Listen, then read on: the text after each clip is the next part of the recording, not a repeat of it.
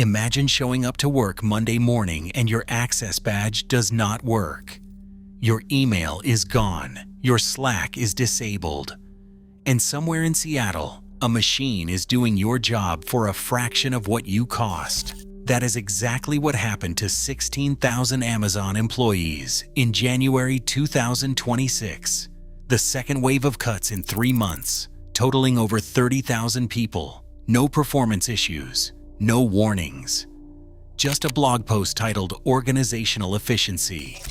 Amazon made $716 billion last year. They did not cut people because they were struggling. They cut people because they could. And your employer just bookmarked the same playbook. 16,000 jobs gone in a single morning. No warning, no face-to-face meetings. Just a blog post from Amazon's HR chief, Beth Galetti, announcing the largest layoff in company history. The language was cold and clinical, reducing layers, increasing ownership, removing bureaucracy. Behind those words, the reality was brutal. Entire teams inside AWS, Prime Video, HR, retail operations, and finance were wiped out. Cloud engineers, marketing analysts, talent acquisition leads, people with years at the company found their access cut and their roles erased. The January memo points straight back to October, when another 14,000 corporate employees were let go under the same banner of organizational efficiency. That is over 30,000 people in just 4 months.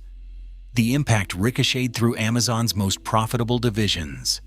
Nearly a third of the cuts hit AWS, the cloud business that powers half the internet. Prime Video lost content buyers and analytics staff.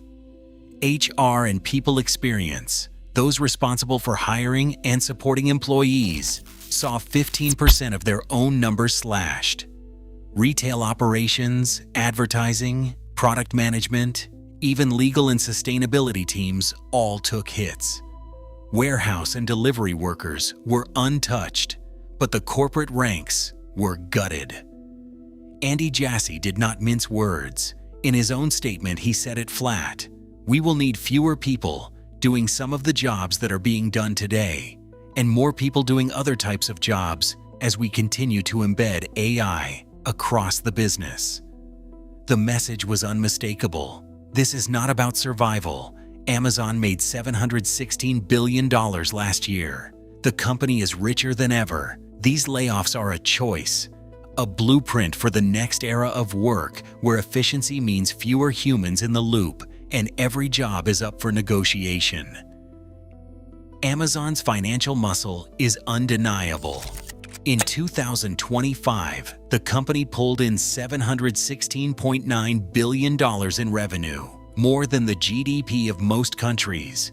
And while thousands of employees were being told their jobs no longer existed, Amazon's board signed off on a $125 billion capital spending plan for 2026. Nearly half of that is earmarked for AI infrastructure, custom chips, machine learning data centers, and the backbone for a future where algorithms call the shots. These are not moves of a company in crisis. This is a company choosing its next play with the cash reserves to do it. At the same time, Amazon has been retreating from its own physical footprint. 72 Amazon Fresh and Go stores are closing for good. Doors locked, lights out, staff given 90 days of severance, and a shot at another role if there is one left to fill. The official line is strategic focus, but the pattern is clear. Fewer humans, more automation, and every dollar pointed at AI's promise. Andy Jassy puts it bluntly. He said, "We will need fewer people doing some of the jobs that are being done today, and more people doing other types of jobs as we continue to embed AI across the business." This is not a survival tactic. It is a blueprint. Amazon is showing what it looks like when a company with record profits decides to get even leaner, not because it has to, but because it can. The message to every other CEO is obvious. If Amazon can do this, so can you. And Wall Street is watching. The shock doesn't stop at Amazon's front door. January 2026 slams the entire country with numbers that feel impossible. 108,435 jobs cut in a single month. Not since the crash of 2009 has the American workforce seen pain on this scale. The headlines roll in day after day, each one colder than the last. UPS drops 30,000 jobs. Amazon's 16,000 vanish overnight. But look closer. This is not just about trucks or warehouses. It is the core of the white-collar economy that is being hollowed out. Tech is supposed to be the engine of progress. Instead, it is the epicenter of the quake. In just the first 6 weeks of 2026, more than 30,700 tech jobs are erased worldwide. Challenger's layoff report reads like a casualty list. Cloud engineers, software architects, product leads, roles that once looked untouchable. The pattern is impossible to ignore. In 2025, the sector already bled over 245,000 jobs. Now, the pace is accelerating. Everywhere you look, companies are reaching for the same language, the same excuse. AI isn't just a tool anymore. It is a shield, a story, a justification. Pinterest, Salesforce, Meta's Reality Labs, Dow Chemical, ASML. Each one rolls out press releases hinting at a future shaped by automation. Each one trims their workforce and pins the blame on artificial intelligence. Some cite AI forward strategy. Others promise efficiency through automation. The message is uniform. If your job is on the line, it is not personal. It is progress. But the scale betrays something deeper. These are not isolated moves. This is a systemic rewrite of what it means to be safe in a corporate job. The numbers are the evidence. The rhetoric is the warning. And if you think your company is not watching, think again. Executives call it a revolution. Wall Street calls it a windfall. But behind the press releases, a new kind of corporate theater is playing out, and it has a name: AI washing.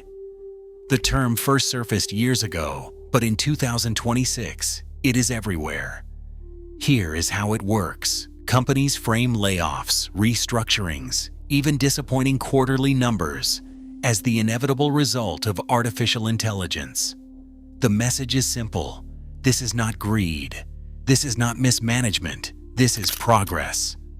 But look closer. Harvard Business Review flagged the trend in January, warning that AI washing is the new greenwashing, a smokescreen that lets firms claim innovation while quietly cutting costs.